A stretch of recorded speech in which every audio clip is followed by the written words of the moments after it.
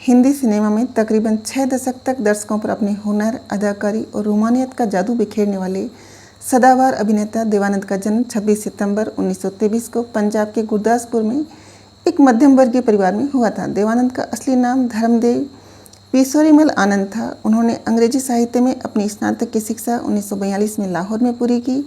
1943 में अपने सपनों को साकार करने के लिए जब वे मुंबई पहुंचे तब उनके पास मात्र 30 रुपये थे और रहने के लिए कोई ठिकाना नहीं था। देवानंद ने मुंबई पहुंचकर रेलवे स्टेशन के समीप ही एक सस्ते से होटल में कमरा लिया। उस पर कमरे में उनके साथ 3 अन्य लोग भी रहते थे जो उनकी तरह ही फिल्म इंडस्ट्री में अपनी पहचान बनाने के लिए संघर्ष कर रहे थे। देवानंद को पहला ब्रेक 1946 में प्रभात स्टूडियो की फिल्म हम एक हैं से मिला। हालांकि फिल्म फ्लॉप होने से दर्शकों के बीच अपनी पहचान नहीं बना सके। इस फिल्म के निर्माण के दौरान ही प्रभात स्टूडियो में उनकी मुलाकात गुरुदत्त से हुई। उस समय फिल्मों में कोरियोग्राफर के रूप में वे अपनी पहचान बनाना चाह रहे थे। देवानंद को पहली नौकरी मिलिट्री सेंसर ऑफिस में एक लिपिक के तौर पर मिली, जहां उन्हें सैनिकों द्वारा लिखी गई चिट्ठियों को उनके परिवार के लोगों को पढ़कर सुनाना पड़ता था। लगभग 1 वर्ष तक मिलिट्री सेंसर में नौकरी करने के बाद और परिवार की कमज़ोर आर्थिक स्थिति को देखते हुए वे 30 रुपये जेब में लेकर पिता के मुंबई जाकर काम न करने की सलाह के विपरीत वे अपने भाई चेतन आनंद के साथ 1943 में मुंबई पहुंच गए। चेतन आनंद के साथ देव भी भारतीय जन नाट्य संघ इफ्टा से जुड़ गए। देवानंद और उनके छोटे भाई विजय को फिल्मों में लाने का श्रेय उनके बड़े भाई चेतन आनंद को जाता है और गायक बनने का सपना लेकर मुंबई पहुंचे देवानंद अभिनेता बन गए। अभिनेता के रूप में पहला ब्रेक 1946 में हम एक हैं से मिला, जो फ्लॉप रही। फिर 1948 में जिद्दी उनकी पहली हिट फिल्म साबित हुई। सन 1949 में उन्होंने नवकेतन बैनर स्थापित किया और वर्ष 1950 में अप्सर का निर्माण किया, जिसका निर्देशन उनके भाई चेतन आनंद ने किया। सन 1951 में उनके बैनर की अगली फिल्म बाजी का निर्देशन उनके दोस्त गुरुदत्त ने किया, जिसने उनकी किस्मत ही बदल दी। 1948 के साल में जब देवानंद 25 वर्ष के थे तो उनकी 2 और फिल्में प्रदर्शित हुई। फणी मजूमदार की हम भी इंसान है और गिरीश त्रिवेदी की विद्या। पहली फिल्म की नायिका रमोला थी, जो 1951 में निर्देशक विजय म्हात्रे की फिल्म स्टेज में उनकी नायिका बनी। इनमें विद्या फिल्म इसलिए महत्वपूर्ण है क्योंकि इस फिल्म में सुरैया पहली बार देवानंद की नायिका बनी और इसी के सेट पर दोनों के बीच प्यार भी हुआ था। दोनों ने 1951 तक कुल 7 फिल्मों में काम किया और इस दौरान देवानंद सुरैया की प्यार की कहानियाँ नरगिस राज कपूर और दिलीप कुमार मधवाला के प्यार की तरह देश भर में फैल गई, जो आज तक फिल्में, पत्र पत्रिकाओं और स्तंभों में बार बार दोहराई जाती है। एक दौर ऐसा था जब देवानंद पर लड़कियां मरती थी, लेकिन देवानंद का दिल तो किसी और के लिए धड़कता था। वो थी उस जमाने की जानी मानी एक्ट्रेस सुरैया बेगम। अपनी आत्मकथा रोमांसिंग विद लाइफ में देवानंद ने बताया था कि काम के दौरान सुरैया से मेरी दोस्ती गहरी होती जा रही थी। धीरे धीरे दोस्ती प्यार में तब्दील हो गई। एक दिन ऐसा नहीं बीतता था जब हम एक दूसरे से बात न करें। अगर आमने सामने बात नहीं हो पा रही थी तो हम फ़ोन पर घंटों बात करते रहते थे। जल्द ही मुझे समझ आ गया कि मुझे सुरैया से प्यार हो गया है, एक्टर ने आगे बताया था। लेकिन सुरैया की नानी इस प्रेम कहानी में सबसे बड़ी अड़चन थी। सुरैया के घर में नानी की इजाज़त के बगैर कुछ भी नहीं होता था। हमारी प्रेम कहानी की तो वो विलेन थी। इसकी सबसे बड़ी वजह थी कि सुरैया मुस्लिम थी जबकि मैं हिंदू। देवानंद ने कहा था कि सुरैया के लिए मैंने सगाई की अंगूठी खरीदी। मैं अंगूठी लेकर सुरैया के पास पहुंचा, लेकिन उन्हें पता नहीं क्या हुआ। उन्होंने मेरी दी हुई अंगूठी समुद्र में फेंक दी। मैंने कभी नहीं पूछा कि आखिर उन्होंने ऐसा क्यों किया। मैं वहाँ से चला आया। इस तरह देवानंद और सुरैया के प्रेम में मजहब दीवार बनकर आड़े आ गया और दोनों ने फिर कभी एक दूसरे से मुलाकात नहीं की। देवानंद और सुरैया बॉलीवुड की ऐसी जोड़ी थी जो भले ही एक नहीं हो पाई, लेकिन इनके प्यार के किस्से आज भी सुने जाते हैं। यही नहीं, देवानंद ने सुरैया को डूबने से भी बचाया था। देवानंद और सुरैया ने फिल्म विद्या में साथ साथ काम किया था। इस फिल्म के गाने किनारे किनारे चले जाएंगे की शूटिंग नाव में हो रही थी। तभी अचानक से नाव पलट गई और सुरैया पानी में डूब गई। देवानंद ने तेजी से तैरते हुए उन्हें बचा लिया। घटना के 40 साल बाद सुरैया ने 1987 में दिए गए एक इंटरव्यू में कहा था, मैंने देव से कहा अगर आज तुम मेरी जान नहीं बचाते तो मैं खत्म हो जाती।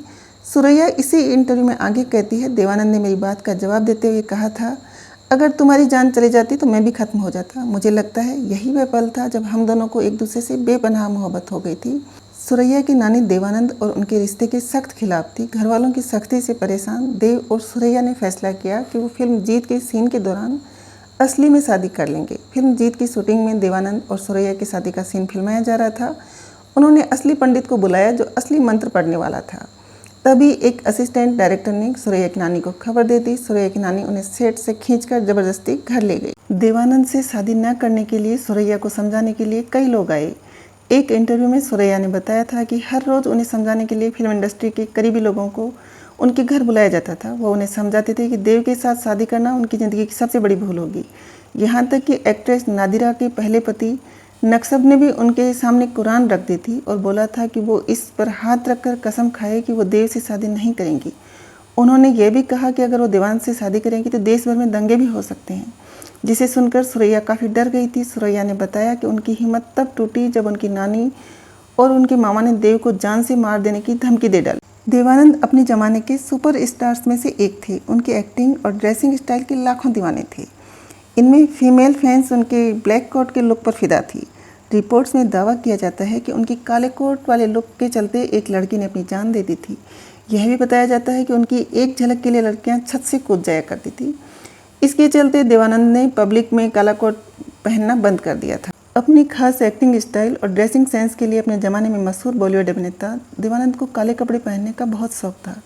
कहा जाता है कि देवानंद की एक झलक पाने के लिए उनकी फीमेल फैंस बेकरार रहती थी। खासकर जब वे काला कोट पहनकर पब्लिक में निकलते थे तो उनके देखने वालों की कतारें लग जाती थी। बताया जाता है कि काले कोट में देवानंद इतने हैंडसम लगते थे कि एक बार एक लड़की ने उनके इस स्टाइल को याद कर बिल्डिंग से कूदकर जान दे दी थी।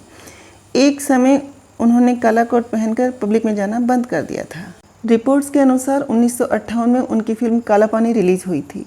इस मूवी में देवानंद के साथ मधुबाला और नलिनी जयवंत लीड रोल में थी। बताया जाता है कि इसमें ब्लैक कोट में देवानंद इतने हैंडसम दिखे थे कि एक लड़के ने कथित रूप से उन्हें याद कर अपनी जान दे दी थी। रिपोर्ट्स में यह भी दावा किया जाता है कि उनकी एक झलक पाने के लिए लड़कियां बिल्डिंग से कूद जाया करती थी। कहा तो यह भी जाता है कि ऐसी घटनाओं के बाद मुंबई की एक कोर्ट ने देवानंद साहब को काले कोट न पहनने की सलाह दी थी।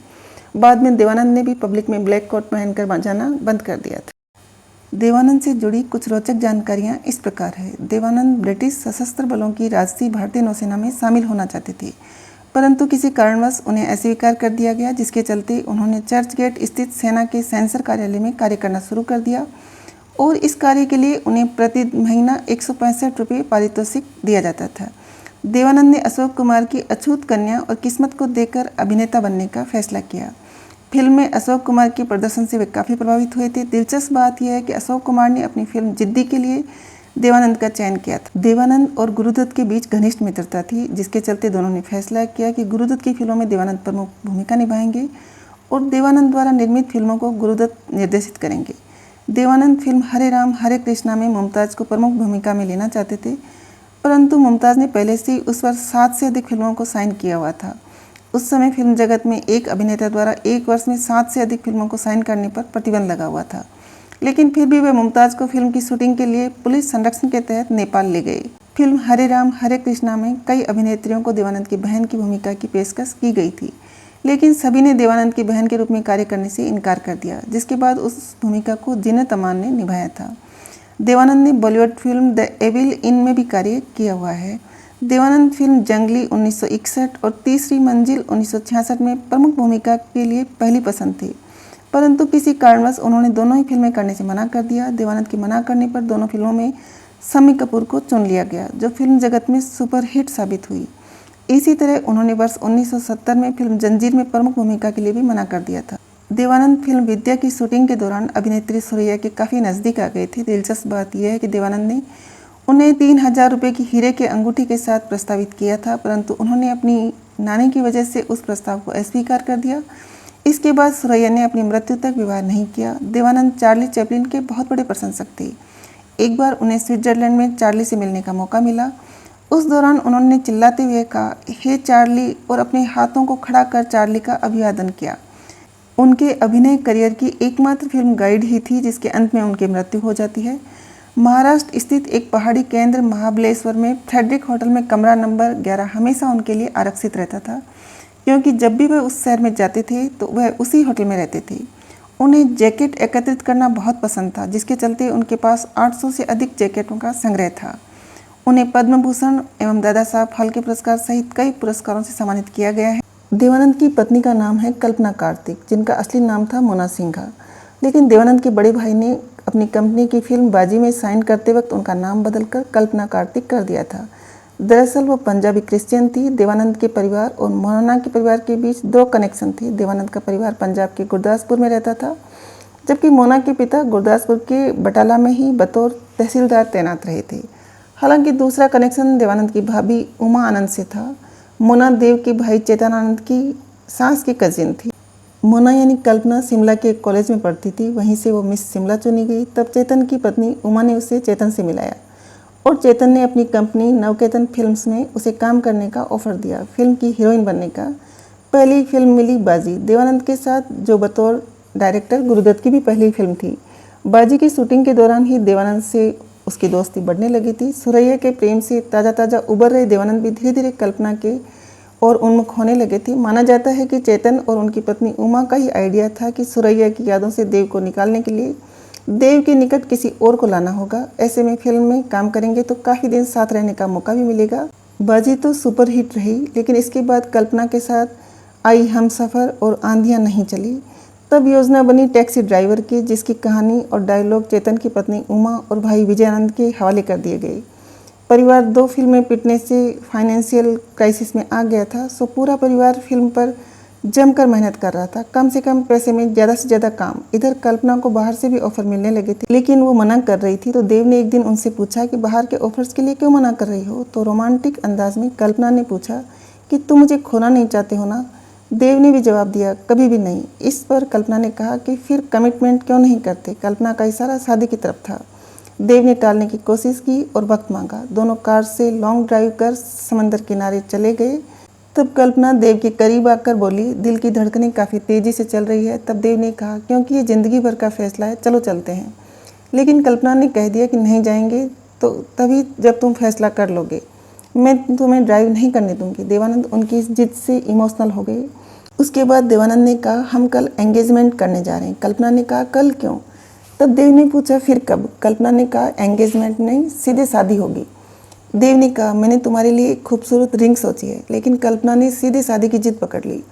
अगले दिन दोनों मैरिज रजिस्ट्रार के ऑफिस में गए। वहाँ 2 हफ्तों तक कोर्ट की दीवारों पर नोटिस चिपका रहा। अपने चाहने वालों को हमेशा खुश देखने की हसरत ही एक वजह थी जो देवानंद साहब को अपने आखिरी समय में देश से दूर ले गई। देवानंद नहीं चाहते थे कि भारत में उनके चाहने वाले उनका मरा मुंह देखे, इसलिए उन्होंने ज़िंदगी के आखिरी पल लंदन में बिताने का फैसला किया। लंदन में दिल का दौरा पड़ने से 3 दिसंबर 2011 को 88 वर्ष की उम्र में निधन हो गया था। लेकिन उनका नाम बॉलीवुड के इतिहास में स्वर्ण अक्षरों में सदैव लिखा रहेगा।